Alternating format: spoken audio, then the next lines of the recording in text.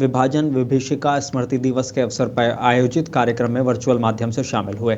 उन्होंने कहा कि मैं उन सभी को श्रद्धांजलि अर्पित करता हूं जिन्होंने अपने देश और संस्कृति को जीवित रखने के लिए अपना सब कुछ खो दिया।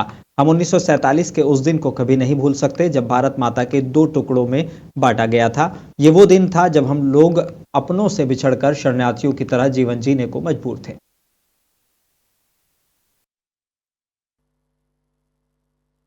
विभीषिका जिन्होंने उस समय इस चुनौती का सामना किया, सर्वप्रथम मैं आज के इस अवसर पर भारतवर्ष के विभाजन का दंश झेलने वाले प्रत्येक भारतवासी को नमन करता हूं, जिन्होंने देश के विभाजन का असहनीय दर्द सहा और आजादी की कीमत अपने लहू और आंसुओं से चुकाया। मैं उन सभी वीरों और उनके परिजनों को दोनों हाथ जोड़कर प्रणाम करता हूं।